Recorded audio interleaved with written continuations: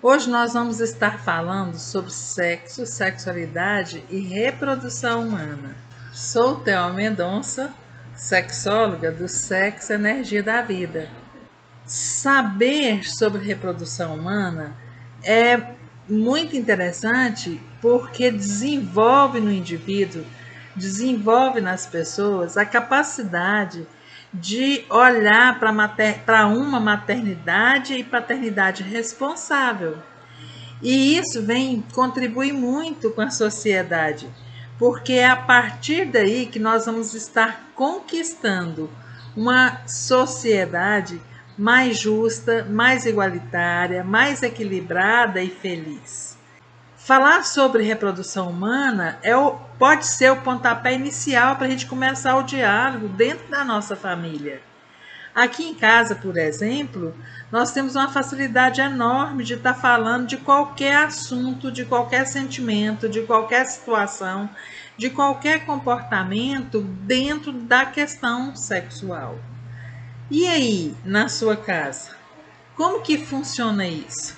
Vocês têm facilidade para estar conversando com seus filhos ou com seus pais sobre essas questões sexuais? Então, siga nosso canal, porque aqui vai haver muito conteúdo para trazer esse tipo de fortalecimento na comunicação, no diálogo, na relação, né? Desenvolvendo assim um relacionamento com todos mais leve, mais tranquilo, mais satisfatório, mais sadio. Quando eu falo sobre sexo, sexualidade e reprodução humana, eu considero que na espécie humana existem dois gêneros, que é o masculino e o feminino. A reprodução é uma característica de todos os seres vivos, cada um da sua maneira. Cada um da sua maneira é capaz de gerar descendentes e perpetuar a espécie. Será que você já parou para pensar o que aconteceria de todos os seres humanos se nós deixássemos de ter filhos? O que será que aconteceria?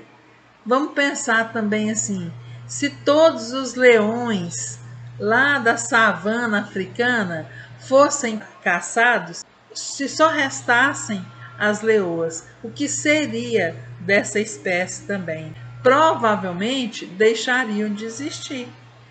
Portanto, a reprodução é a única garantia de que uma espécie continue existindo. A reprodução ela tem um valor inestimável, é o valor da vida, da continuação da vida. Também, além da reprodução entre dois seres, existem as reproduções das plantas, por exemplo, que tem as flores, das flores tem as sementes, né? E após ter contato um pólen com outro, gera outras flores, dá origem a novos seres. E ainda as bactérias, que se multiplicam gerando novas e novas gerações, uma dando origem a duas iguais, inclusive. Porém, na espécie humana, a reprodução é muito mais complexa. É necessário, então, dois indivíduos, um do sexo masculino, que dará ao seu novo ser seus genes, que é o DNA, e outro do sexo feminino, que além dos seus genes, dará também abrigo e nutrição a esse novo ser durante cerca de 9 meses, até que ele esteja pronto, preparado para viver nesse nosso mundo externo. Muito lindo isso, não é? De um modo bem simples, nós vamos considerar que existem 3 elementos que determinam o gênero do indivíduo da espécie humana. É o gênero cromossômico ou genético, é o gênero hormonal e o gênero psicológico. Embora muito discutível, a sexualidade tem relação com a expressão da energia instintiva do indivíduo. O que significa isso? Segundo Freud, significa a libido, que é a energia da vida. Nos humanos, a sexualidade comporta uma expressão anatômica que inclui todo o corpo e não apenas os genitais.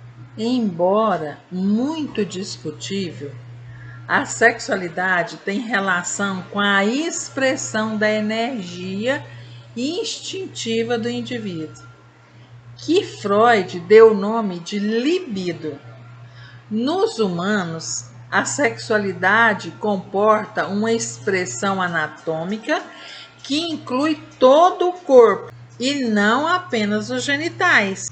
E o que não inclui apenas aos genitais abarca, associa os sentimentos e as sensações. Cada indivíduo tem uma forma singular, quer dizer, uma forma própria, uma forma individual de expressão da sexualidade. Apenas parcialmente, essa forma de expressão depende do gênero, o que permite que essa expressão, então, a expressão dessa sexualidade, seja tão diversa quanto é a criatividade humana. Dessa forma, existem casais de gêneros diferentes, heterossexuais ou heteroafetivos, ou do mesmo modo, do mesmo gênero, homossexuais ou homoafetivos. O Conselho Federal de Medicina, na resolução 2013/13, leva em consideração a questão do gênero, e o Supremo Tribunal Federal, na sessão de julgamento 5.5.2011, reconheceu e qualificou como entidade familiar a união estável homoafetiva. Assim sendo, uniões homoafetivas podem constituir legalmente famílias e muitas vezes tendo até a aspiração de ter filhos. Para ter filhos, nós precisamos da ovulação.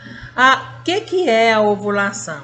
A ovulação é a liberação de um óvulo maduro feita por um dos ovários por volta do 14º dia do ciclo menstrual, contado a partir do primeiro dia de menstruação. No ovário, o lugar onde vai sair o óvulo, surge o corpo lúteo ou amarelo, uma estrutura amarelada que passa a produzir o estrogênio e o progesterona. Esses hormônios, eles atuam juntos, preparando o útero para uma possível gravidez. Além disso, o estrogênio estimula o aparecimento das características sexuais femininas secundárias. O óvulo liberado, ele é captado por uma das tubas uterinas que ligam os ovários ao útero. Revestindo essas tubas internamente, existem células com cílios que favorecem o deslocamento do óvulo até a cavidade do útero. Daí lá acontece a fecundação. A mulher pode então ficar grávida quando o óvulo estiver nesses tubos e ela mantiver relação sexual com o parceiro. E um espermatozoide, que é a célula reprodutora masculina, entrar no óvulo. O encontro dos gametas, óvulo e espermatozoide, na tuba uterina chama-se fecundação. Apenas um dos milhões de espermatozoides contidos no esperma penetra no óvulo, na fecundação. Depois da fecundação, ocorre então a formação da célula ovo ou zigoto. Essa primeira célula de um novo ser sofre divisões durante o seu trajeto pelo tubo até o útero. Daí o sexo biológico desse novo ser humano, ou seja, o sexo do bebê, é definido na fecundação pelos cromossomos X ou Y. Nos seres humanos, salvo raras exceções, possuem 46 cromossomos, sendo que 2 deles são os cromossomos sexuais que definem o sexo. As mulheres possuem 2 cromossomos X, portanto ela é XX, e os homens possuem um cromossomo X e um cromossomo Y, portanto XY.